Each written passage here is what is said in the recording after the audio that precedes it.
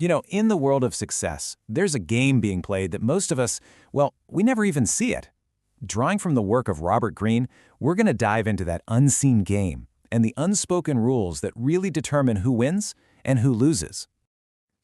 Think about it for a second. We've all seen this happen, right? A brilliant CEO, a celebrated leader, maybe an iconic artist at the absolute peak of their game, and then bam, they're just gone. This isn't just a string of bad luck. It's proof that power isn't just about being strong. It's about mastering a hidden strategy. And here's the secret, the real reason it happens. They failed because they never learned the rules of this unseen game. It's a game that's played just beneath the surface of every single meeting, every conversation, every decision. And failing to see it, that's the #1 reason power just vanishes. So what does it actually mean to play this game? Well, it means you stop reacting to things and you start anticipating them. See, the true power players are always thinking 2, maybe even 3 moves ahead of everyone else. They have this clear, long-term vision, but their day-to-day intentions, they're a closely guarded secret, and that makes them completely unpredictable. This right here is the core skill, strategic thinking. And listen, this isn't some kind of innate genius you're born with. It's a disciplined way of seeing the world. It means having a plan for sure, but executing it so subtly that everyone else is left guessing. Your whole goal is to have them constantly reacting to your moves, never ever the other way around. So how do you actually start playing? Where do you begin? It all starts with mastering perception. That means controlling the information you reveal and actively shaping how other people see you. Just think about the power of your words for a second. When you say less than you have to, you project this incredible sense of control. You create mystery. Suddenly, every single word you say carries more weight. But the moment you start talking too much, you're basically just signaling insecurity, you're revealing your entire strategy, and you're draining your own power. It really boils down to this, doesn't it? If you can't control your own mouth, what can you control? An inability to control what you say just screams that you can't control your emotions or your actions. It's a huge signal of weakness. Measured, careful speech, on the other hand, that is the ultimate sign of self-mastery. But look, mastering your image, that's only half the battle. Because here's the trap that so many people fall into. The very qualities that get you to the top are often the exact same ones that cause your downfall. Which brings us to a pretty brutal truth. You have to adapt or you will disappear. This is where so many people fail. They become rigid. That one strategy that brought them all that success, it becomes their identity, and they cling to it, even when the world has completely changed around them.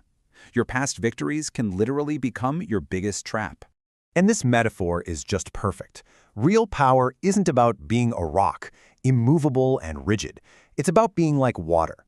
It's that ability to flow with the changing currents of culture, of business, of life, and adapting your strategy to fit the moment. That is true strength. This idea of adaptability also means you have to master the art of absence. Let's be honest, people get bored. If you're a constant presence, you become predictable, even kind of common. But by strategically pulling back, you create scarcity and mystery. Think of someone like Napoleon, who would show up at the theater completely unpredictably, just to keep people talking. Or Michael Jackson, who would disappear for long stretches, making everyone wonder what he was up to. When they finally did show up, their presence felt like a major event.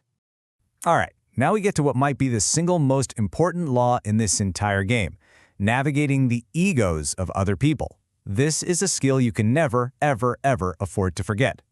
Here is a fundamental truth that you just have to accept. The person above you in any hierarchy, yes, they're powerful, but they are also deeply insecure. That ego is fragile. They are constantly worried about their position, their status, and whether someone is coming to take their spot. So what's the play here? Well, first, you just have to understand that their insecurity is real.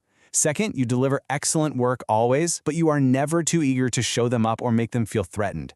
And third, and this is the master move, you let them take the credit. You share the glory. You make them look good. If you do this, you can transform a potential enemy into your most powerful ally. It's that simple.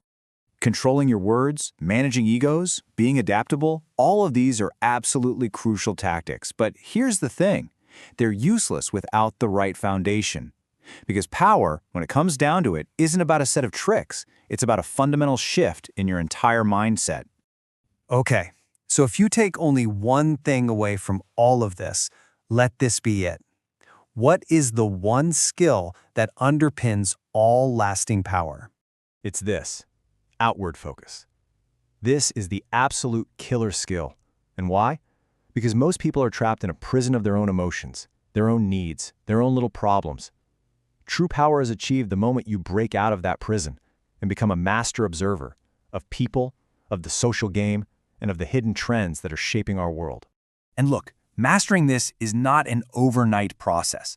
Think of your 20s as your apprenticeship.